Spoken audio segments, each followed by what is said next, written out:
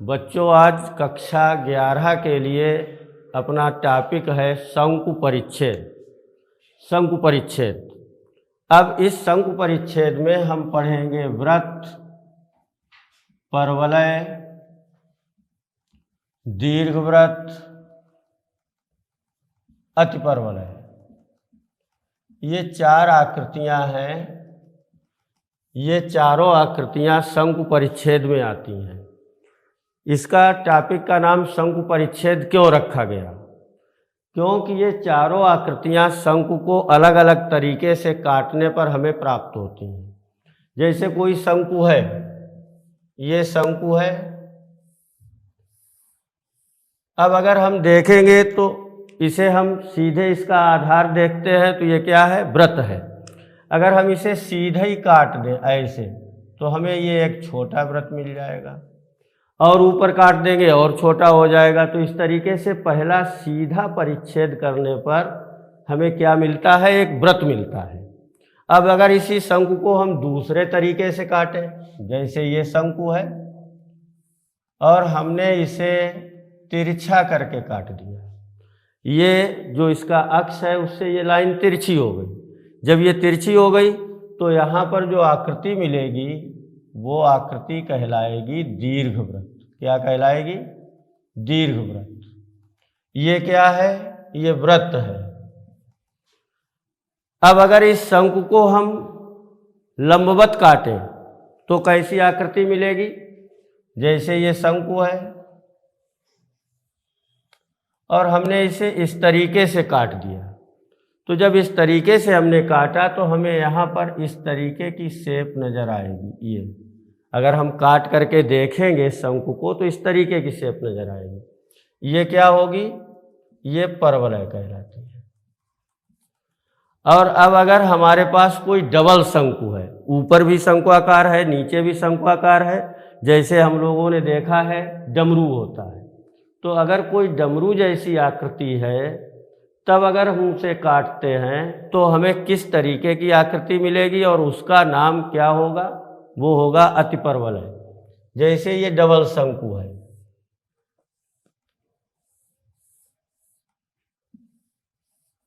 ये हमने इस तरीके से इसे काट दिया। जब इस तरीके से काटा तो ये ऊपर वाले हिस्से को भी काट रहा है, नीचे वाले हिस्से को भी काट रहा है।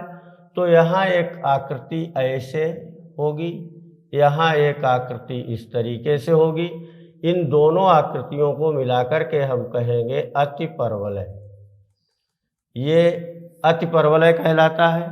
तो इस चैप्टर का नाम बच्चों शंकु परिच्छेद सिर्फ इसलिए रखा गया है कि शंकु के अंदर ही ये चारों आकृतियां हमें प्राप्त हो जाती हैं। अब शुरुआत करते हैं हम लोग वृत्त से। हालांकि वृत्त के बारे में पिछली कक्षाओं में पढ़ चुके हैं। वृत्त क्या होता है? किसी तल में स्थित किसी स्थिर बिंदु से निश्चित दूरी पर स्थित बिंदुओं का बिंदुपथ वृत्त कहलाता है। तो अब यहाँ पर हम वृत्त का समीकरण पढ़ेंगे। कोऑर्डिनेट ज्योमेट्री का ये टॉपिक है। कोऑर्डिनेट ज्योमेट्री में हम वृत्त का समीकरण पढ़ेंगे। तो पहले वृत्त की परिभाषा लिख लेते हैं। वृत्त क्या होता है? किसी समतल में स्थित किसी स्थिर बिंदु से निश्चित दूरी पर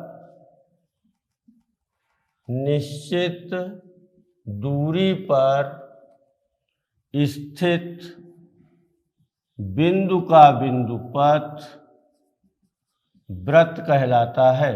बिंदु का बिंदुपथ वृत्त कहलाता है।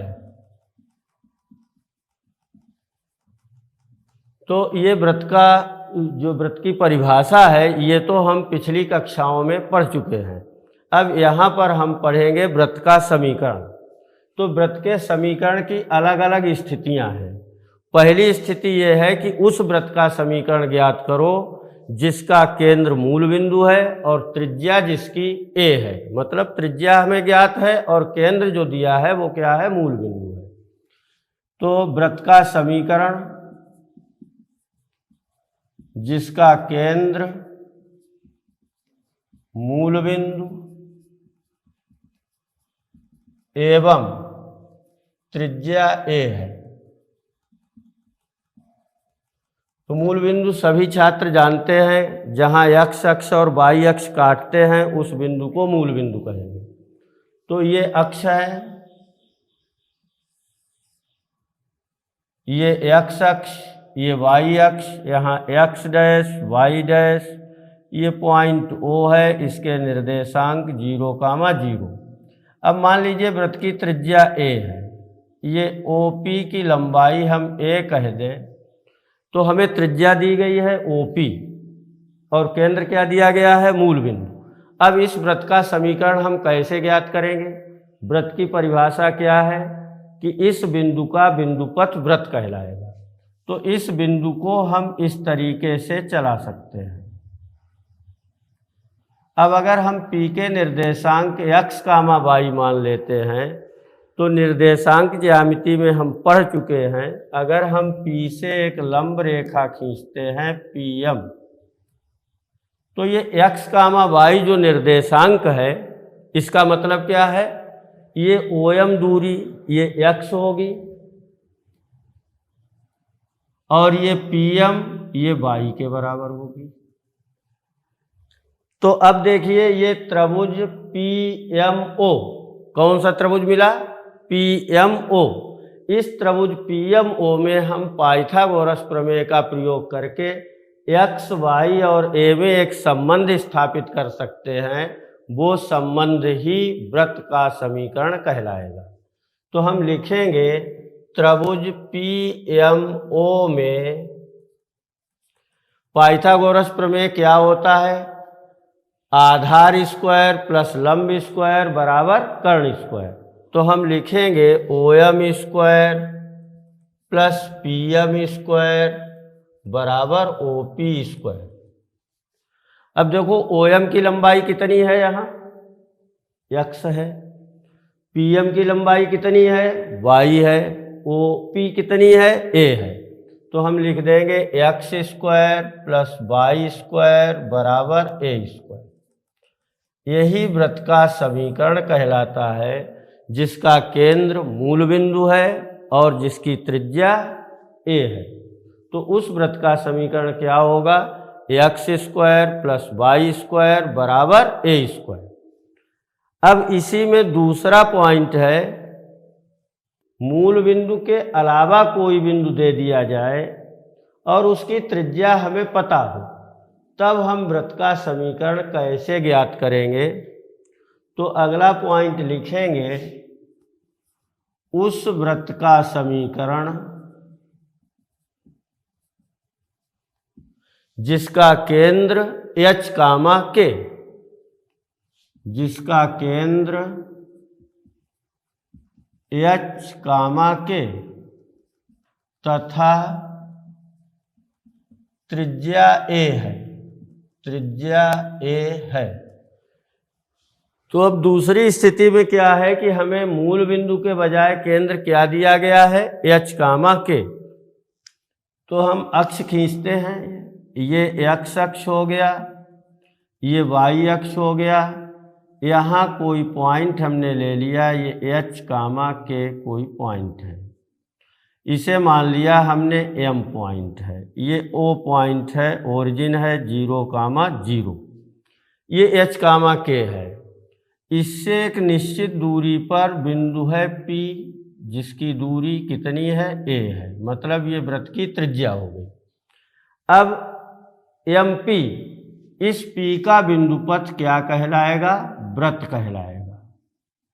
ये इस तरीके से चलेगा, तो ये P पॉइंट जो है, ये जो अपना बिंदु का गमन पथ होगा, वो क्या कहलाएगा, एक वृत्त। अब इस वृत्त का समीकरण हम कैसे पता करेंगे? फिर वही मेथड है, P को हम x, y मान लें। अब हम क्या करेंगे, x, y और h, k, इनमें एक संबंध स्थापित करेंगे, वो संबंध ही वृत्त का समीकरण होगा। तो हम यहाँ जब हमने M के पॉइंट h, के लिए, तो यहाँ से अगर हम लंब रेखा खींचेंगे MQ, तो ये MQ की लंबाई कितनी होगी, ये बाई कोऑर्डिनेट के बराबर, मतलब ये के हो गई इसकी लंबाई। अब अगर हम P से एक लंब रेखा खींचते हैं, ये मान लीजिए PR है, तो PR की लंबाई कितनी होगी? ये x, y है, तो ये लंबाई होगी y। अब अगर हम पॉइंट M से एक x अक्ष के समांतर PN रेखा खींच दें, तो देखिए MQ की लंबाई कितनी है? K। PR की लंबाई कितनी है? y। तो PN की लंबाई क्या होगी? y माइनस ये k यहाँ कह सकते हैं, इतनी k होगी तो ऊपर वाली होगी y माइनस k। ये PN की लंबाई हो गई। अब इसी तरीके से अगर हम देखेंगे OQ की लंबाई कितनी है, तो ये h होगी, क्योंकि यहाँ निर्देशांक क्या है? h, k। तो O से Q की दूरी कितनी हो गई? h। और O से R की दूरी कितनी होगी? ये होगी x, क्योंकि उसका P का निर्देशांक है x, y। तो अब अगर हम QR की लंबाई निकालते हैं तो ये क्या होगी? x minus h। और QR किसके बराबर होगा? MN के बराबर, तो ये हो जाएगी x माइनस h। अब देखो फिर हमें वही स्थिति मिल गई जो मूल बिंदु वाले में स्थिति थी। ये त्रिभुज PMN, इसमें PM कर्ण है, PN लंब है, MN आधार है। हमें लंब, आधार, कर्ण तीनों की लंबाइयाँ पता हैं, तो हम इसमें फिर पाइथागोरस प्रमेय लगा दें और एक संबंध निकाल लें। त्रिभुज PMN में पाइथागोरस प्रमेय से क्या लिखेंगे? MN square plus PN square बराबर PM स्क्वायर। क्या लिखा गया? MN square plus PN square बराबर PM square.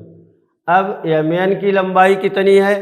x minus h, तो लिखेंगे x माइनस h का whole square plus y minus k का होल स्क्वायर बराबर a स्क्वायर।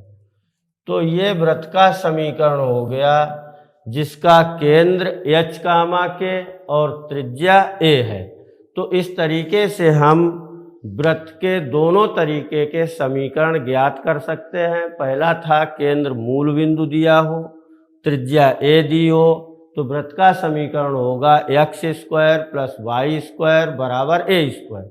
अब देखो मूल बिंदु वाली कंडीशन यहाँ भी सेटिस्फाई हो सकती है, क्योंकि अगर h, k की जगह पर हमें 0, 0 दे दिया जाए, तो यहाँ h और k की जगह पर हम 0, 0 रख देंगे, तो वही समीकरण हमें प्राप्त हो जाएगा। अगर हम इसमें h बराबर 0, k बराबर 0 रख दें, तब क्या समीकरण होगा? x square plus y square बराबर a स्क्वायर।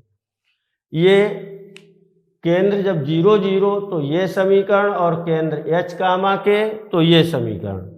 इसके बाद आता है वृत्त का व्यापक समीकरण।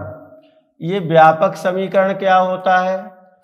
जैसे ऐसा समीकरण जिसमें हम देखते हैं कि हर स्थिति में वो वृत्त ही निरूपित करता है, उस समीकरण को क्या कहेंगे? व्यापक समीकरण। तो वृत्त का व्यापक समीकरण क्या होता है? लिखेंगे वृत्त का व्यापक समीकरण। अब हमने पढ़ा था अभी, जिसका केंद्र मूल बिंदु और त्रिज्या a। दूसरा हमने पढ़ा था जिसका केंद्र h, k और त्रिज्या a। तो हम वृत्त का वही समीकरण लिख लेते हैं। वृत्त का केंद्र h, k एवं त्रिज्या a है। लिखेंगे x माइनस एच का whole square plus y minus k का होल स्क्वायर बराबर a स्क्वायर।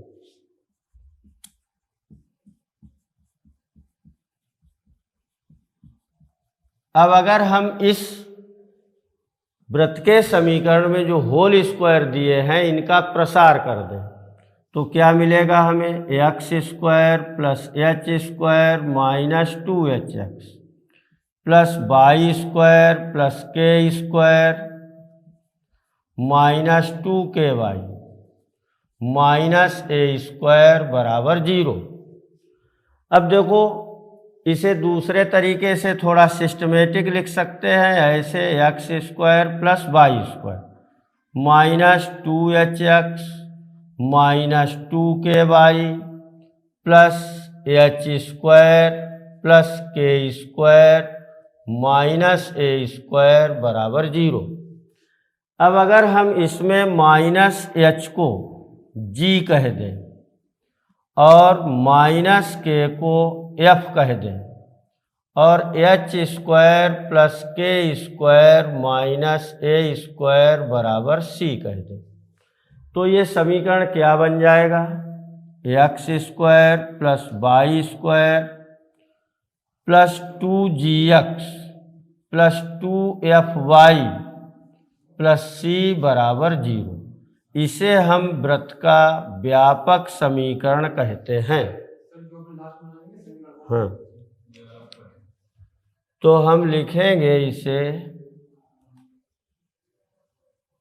माइनस एच को हमने जी माना, माइनस के को हमने एफ माना, तो ये समीकरण बन जाएगा x square plus Y square minus की जगह plus 2gx plus 2fy plus C बराबर 0। अब अगर हम देखेंगे कि इस वृत्त में केंद्र क्या है, केंद्र तो हमारा h कामा k था, तो अब अगर हम h कामा k का मान निकालेंगे तो h किसके बराबर होगा, माइनस जी के बराबर, k किसके बराबर होगा, माइनस f के बराबर, और a किसके बराबर होगा, a हमारी इस वृत्त की त्रिज्या थी और हमने इस पूरे व्यंजक को क्या मान लिया, H square plus k square minus a square बराबर सी। तब हम कहेंगे चूंकि सी बराबर है ए स्क्वायर नहीं H square plus k square minus a square, तो अब त्रिज्या ए थी तो इसमें ए का मान निकालेंगे तो क्या मिलेगा, लिखेंगे ए स्क्वायर बराबर H square plus k square minus सी। अब h माइनस जी के बराबर है तो ए स्क्वायर यहाँ पर माइनस जी रख देंगे, माइनस जी का स्क्वायर माइनस एफ का स्क्वायर माइनस सी, तो ए स्क्वायर बराबर हो जाएगा G square plus F square minus C. तो अब ए बराबर हो जाएगा root G square plus F square minus C. तो यहाँ वृत्त का केंद्र क्या होगा, केंद्र हम लिखेंगे माइनस जी माइनस एफ और त्रिज्या लिखेंगे root G square plus F square minus C. तो देखो क्या है कि अगर हमारे वृत्त का केंद्र h कामा k था, त्रिज्या a थी, उसी को हमने हल करके ये रूप प्राप्त किया। ये क्या है, X square plus Y square plus 2gx plus 2fy plus C. तो इस स्थिति में अगर हमें वृत्त दिया गया है तो उसका केंद्र हम क्या लेंगे, माइनस जी माइनस एफ, त्रिज्या क्या लेंगे, under root G square plus F square minus C. तो वृत्त की हमने तीनों स्थितियां पढ़ ली। पहली स्थिति केंद्र मूल बिंदु, दूसरी स्थिति केंद्र h कामा के, और तीसरा है व्यापक समीकरण। अब इसी पे आधारित प्रश्नों को अगले दिन हल करना है।